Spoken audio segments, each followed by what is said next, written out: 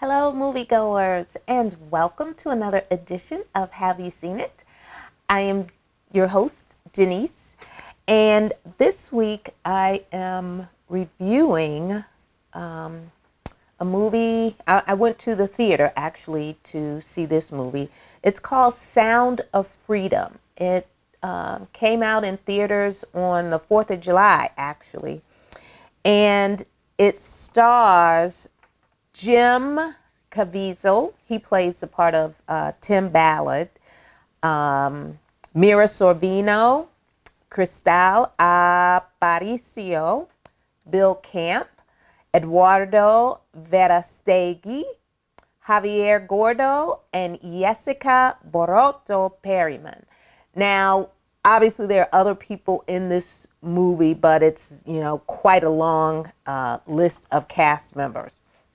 So, wow, this story says that it is based on a true story. However, the director of this film took, we'll say, creative liberties in order to kind of sensationalize the film for theater goers and make it kind of elaborate on the issues surrounding human trafficking. So in this movie, it shines a light on human trafficking and just how horrific and tragic it is, not only in the United States, but in other countries as well. In this movie, it starts with a young girl who's about 9 years old. She lives with her dad and her brother, and she apparently has some musical talents. And when the movie starts, she's kind of just, making, a little music on some, homemade drumsticks or whatever, or something that she's beating on and just making a tune and singing. And apparently she has been heard in her village where she lives singing when she's been out and about with her father. And so you have this person who is working alongside human traffickers who finds out where she lives, comes to the home and, introduces herself and tells the dad that, we've heard her singing and she's a beautiful little girl and we'd like to put her in show business, if you will. We want to take pictures of her and let her do some modeling and maybe some little acting and singing and dancing, etc., etc.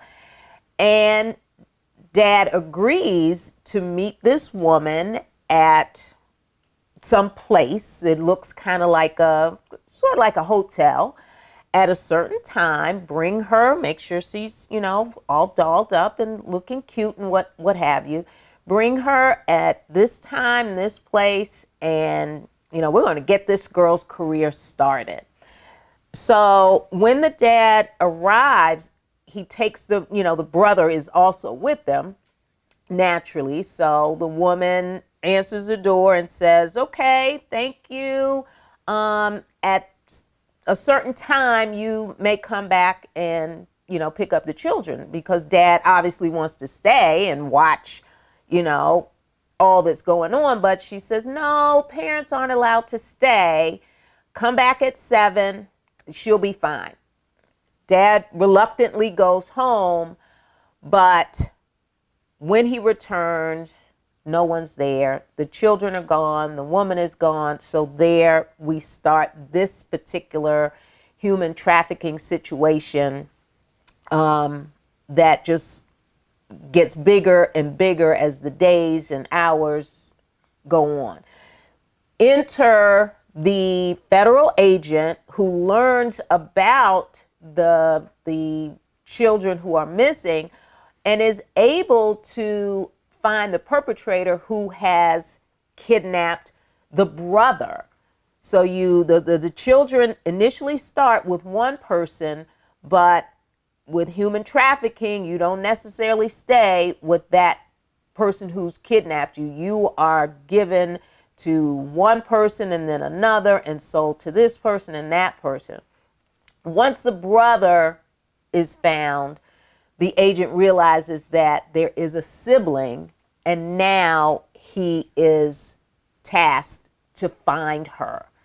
And so as this movie progresses, he gets leads and tips, and he's got partners and people working with him to try to find this child. But he realizes that this has snowballed into something that could be potentially dangerous for this young girl, and she may not even be in the hometown where she started.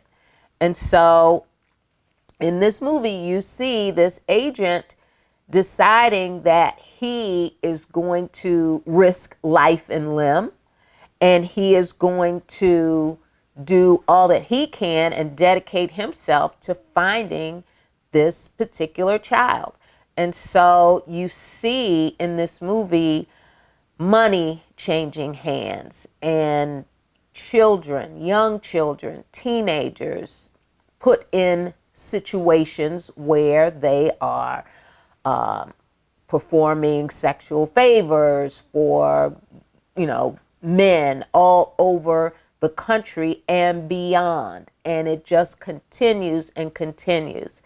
And this man loses his job with the agency because to his bosses, you've gone above and beyond the call of duty. You found the sibling. The chances of you finding the girl are nil. So you need to come on back to the United States and do what we hired you to do.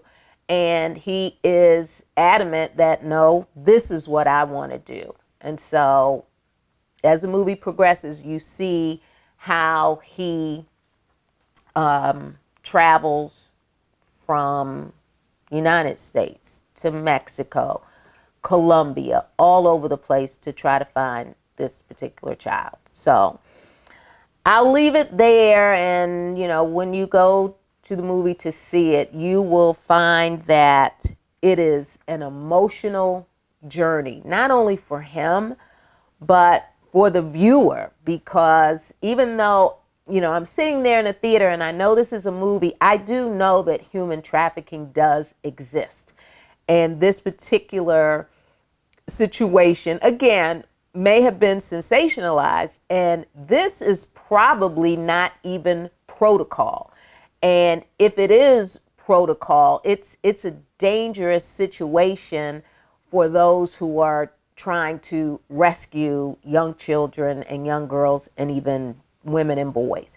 So there you have it. It is powerful. It is thought-provoking, impactful, and unnerving.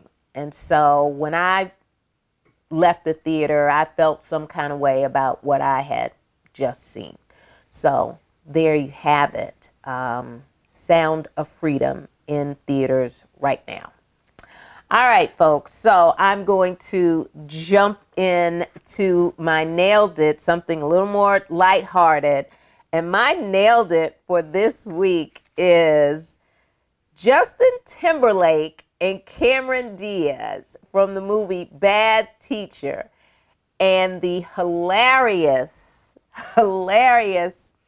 sex scene, and I put that in quotes, that they had in the hotel room when they took the students on a class trip.